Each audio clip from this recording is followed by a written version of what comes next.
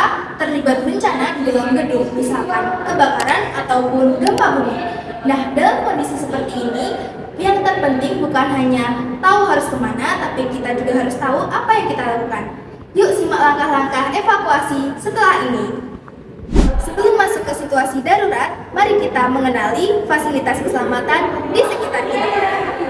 Alat pemadam api ringan atau APAR tersedia di setiap lantai pada setiap gedung dan dapat digunakan untuk penanganan awal apabila terjadi kebakaran.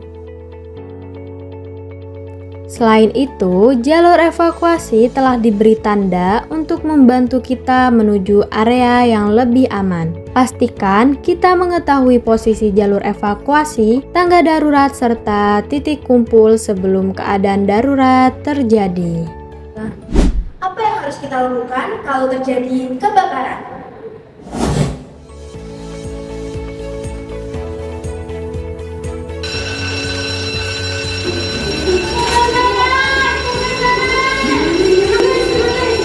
Ketika terjadi kebakaran, tetap tenang dan jangan panik.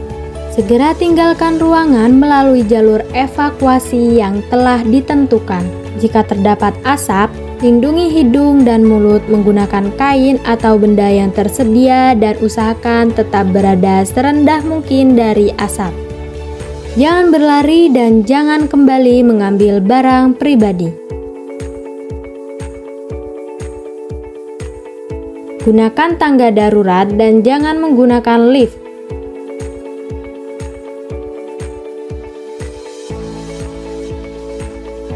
Lalu segera menuju titik kumpul.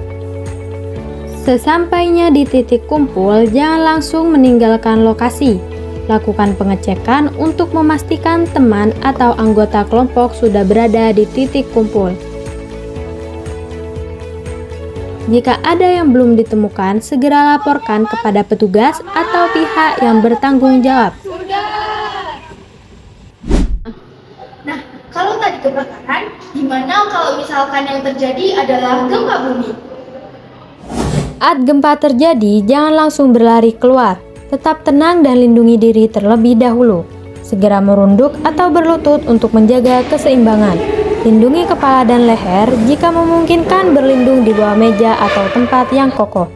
Jauhkan diri dari kaca, proyektor, dan benda-benda yang berpotensi jatuh. Jika berada di bawah meja, pegang bagian meja yang kokoh dan tetap bertahan hingga guncangan berhenti. Setelah guncangan berhenti, perhatikan kondisi sekitar dan tetap waspada terhadap kemungkinan gempa susulan.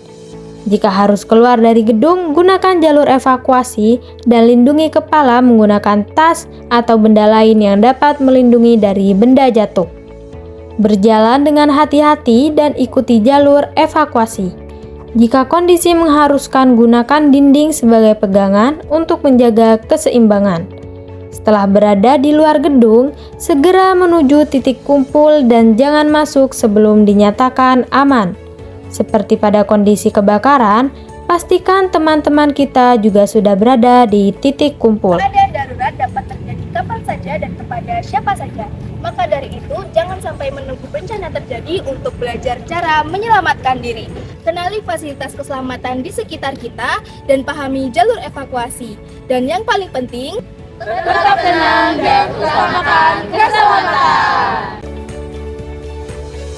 Yuk mulai dari sekarang kita lebih peduli terhadap keselamatan diri kita dan juga keselamatan orang-orang di sekitar kita.